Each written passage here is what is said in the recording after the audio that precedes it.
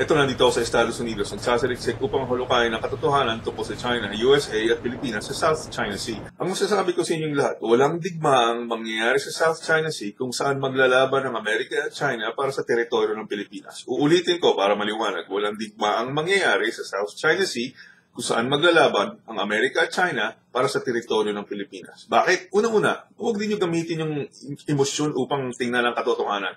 Alamin ang totoong nangyayari sa mundo ayon sa pananaw ng mga Amerikano, mga Chino at mga ibang bansa tulad ng Russia, Great Britain at France. Huwag ninyo gamitin yung panahon ng Hapon o Second World War para sabihin na babalik ang kano upang ipagtanggol ang Pilipinas. Bakit? Magpapakamatay ba ang mga Amerikano para sa mga Filipino kung mismong gobyerno ng Pilipinas ay nilalaro ang Amerika at China? 21st century na, 2015. Huwag kayong mag-isip 1945 na utak ng mga lolo ng lolo ninyo.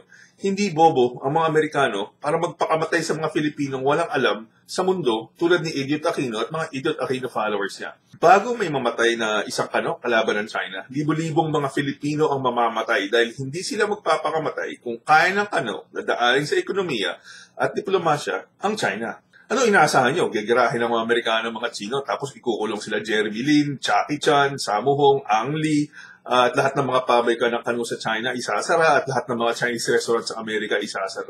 Ano kayo? Baliw na Idiot Aquino at Idiot Aquino followers?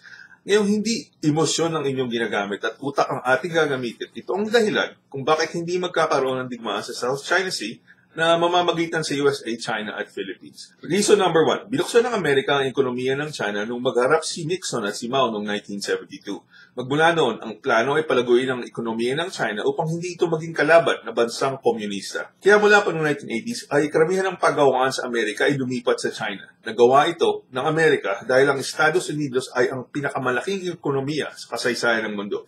Ibig sabihin, lahat ng ekonomiya sa mundo ay pawang probinsya ng Amerika kung tatanawin ang pangmundong ekonomiya. Bakit probinsya? Ang export ng mga tulad ng bansa ng Japan, Mexico at kahit ang Canada ay pawang kagamitan at produkto para sa bansang Amerika.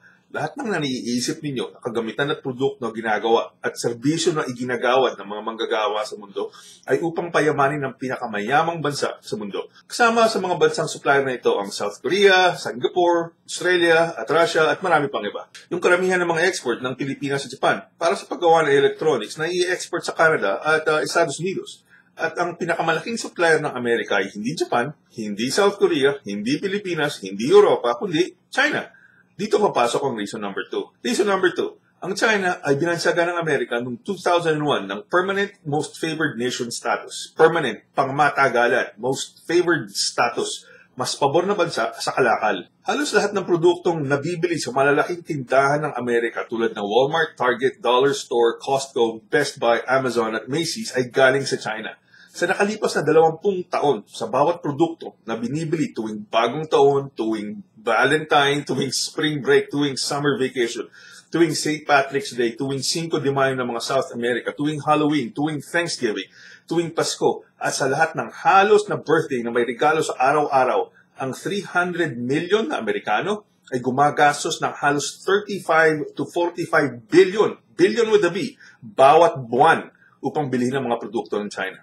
Ibig sabihin, umaabot ng 420 billion to 540 billion kada taon ang ginagastos ng Amerika sa pakikipagkalakal sa China. Dito papasok yung reason number 3. Hindi ordinaryong pangangalakal o trade ang namamagitan sa Amerika at China. Mayroong tinatawag na trade deficit ang Amerika sa China. Ibig sabihin, kung umaabot ng 420 billion to 540 billion sa isang taon ang halaga ng binibili ng Amerika sa China, ang China naman ay bumibili lamang ng produkto sa Amerika na umaabot sa 130 billion sa isang taon. Oo, ang halaga ng binibili ng kano sa China ay 500 billion, habang ang China ay bumibili lamang sa kano ng 130 billion. Mas malaki ang kalakal ng China kaya ito yung trade deficit o ang kakulangan sa pangangalakal ng Amerika kung ikukumpara sa China. Bakit nagpapalugi ang kano sa trade deficit?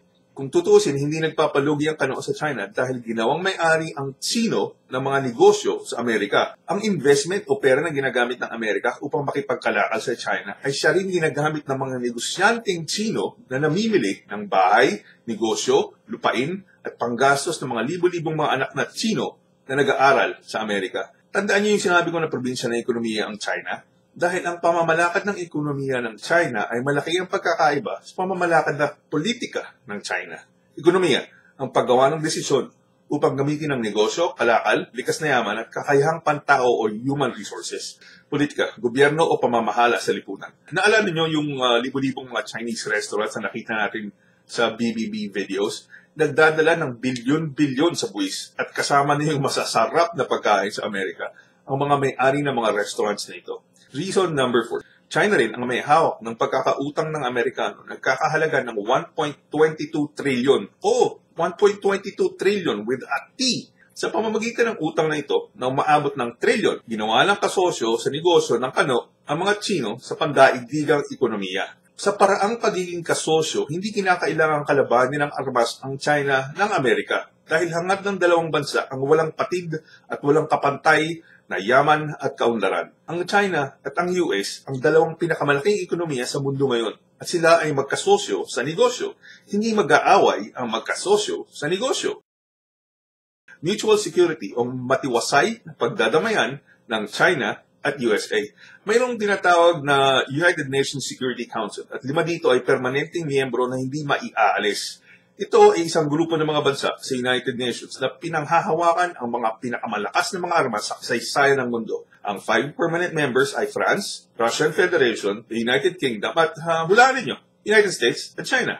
Itong 5 bansa na ito ay mayroong tinatawag na veto power o ang kakayahang hindi tanggapin kung anuman ang ninanais ng 4 mga miyembro tungkol sa hangaring militar ng UN Security Council.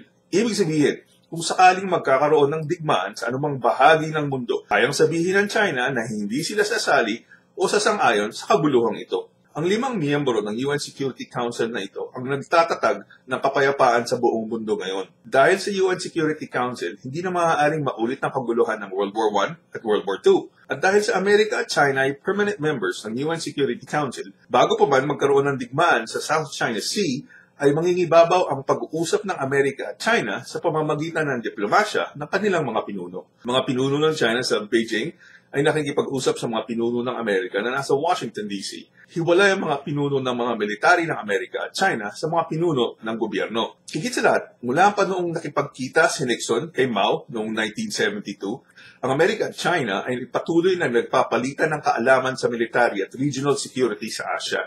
Kaya nga naglaho ang komunistang Soviet Union noong 1989 dahil nagkakampi ang Amerika at China sa pagsasaayos ng kapayapaan sa Asia. Wala nang gulo sa Vietnam, wala nang gulo sa Cambodia. Yung na-post ko sa Flip and Flips page na Annual Report to Congress ng United States, mababasa dyan ang sunod-sunod na pagbibisita ng mga general ng US Navy, Army at US Air Force sa China. Habang ang China naman ay tuloy-tuloy na nagpapadala ng kanilang mga general na bumibisita sa San Diego, Alaska at Washington, D.C. Hindi mag-aaway ang China at US dahil sa patuloy na pagpapalitan ng kanilang militar ng dalawang bansa. Kapag bumisita kayo sa United States, merong United States Institute of Peace. Mapapansin ninyo na walang tao o grupo na nag-aaral ng kapayapaan tungkol sa China. Bakit? Dahil wala talagang nagnanais magkagyera laban ng China at hindi kalaban ng tingin ng mga kano sa China. Ang United States Institute of Peace ay isang think tank, isang grupo ng mga nag-aaral kung paano makakamit ang kapayapaan sa buong mundo. Itong United States Institute of Peace ay inatasan ni President George W. Bush noong 2003 na tulungan ng Moro Islamic Liberation Front na makamit ang kapayapaan sa Pilipinas. Kaya nga mayroong peace talks ang MILF at gobyerno ng Pilipinas. Kung walang nag-aaral ng China sa United States Institute of Peace, ibig sabihin, walang gera. Dagdag pa natin ang dose-dosenang nag-uusbungan na Chinese studies o pag-aaral tungkol sa China sa halos lahat ng kolehiyo at universidad sa Amerika. At makikita ninyo ang matahimik na pakikipag-ugnayan ng mga Chino sa mga kano. Ang mga kumpanyang Microsoft, Nike, Reebok, Adidas, Levi's at iba pang mga kumpanya sa Amerika ay pinabayaang i-pirate ang kanilang mga produkto noong mga 1990s at early 2000. Bakit? Dahil alam ng kano na kapag yumaman ang mga Chino, lalapit ang mga Chino sa Amerika upang lalong lumaki ang pangangalakal at negosyo nila. Sa bawat produktong pirated ng China, yung produktong yan ang nagdadala ng kaalaman at kultura galing Amerika. Ibig sabihin, unti-unting tinatanggap ng China ang kopya ng produkto ng Amerika upang sa katagalan ay tatanggapin na rin ng China ang kulturang Amerikano na mahilig sa kalayaan at kapitalismo.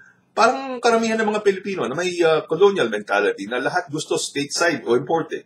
At mapapansin ninyo, makalipas ang 20 years, ngayong 2015, nawawala na halos ang lahat ng pirated na Microsoft, Nike, Reebok, Adidas, Levi's dahil naiisip ng mga Chino na lalo silang kikita sa negosyo kung lehitimo at hindi pirated ang kanilang mga produkto. Kakampi ng Amerika ang China sa negosyo at military dahil mas madali itong paraan para sa kapayapaan kaysa sa digmaan at harapang pakikipagbaka ng military. Bakit padadala ng kano ang mga ama, ina, anak, pinsan, kapatid, tiyuhin, tiyahin, kapitbahay at kaibigan na nasa military kung kaya nilang kausapin ng China na walang namamatay o nasasaktan na kano? Kakampi ng Amerika ang China dahil mas higit na kaaway ng Amerika at China ang Russia mula pa noong Cold War. Mas malakas ang Amerika kung nasa panig niya ang China laban sa Russia. At alam ito ng United Kingdom na dating may hawak sa Chinese territory ng Hong Kong. Hindi magkakaroon ng digmaan ng Amerikano at China sa South China Sea. Kahit ano pa ang sabihin ni Idiot Aquino at kanyang mga Idiot Aquino followers na tulad ni Gasmin at iba pang miyembro ng Idiot Aquino followers na nasa military sa Pilipinas. Ano ang hirit ni Idiot Aquino at kanyang mga Idiot Aquino followers? Ang balat nila, appeal to the emotions.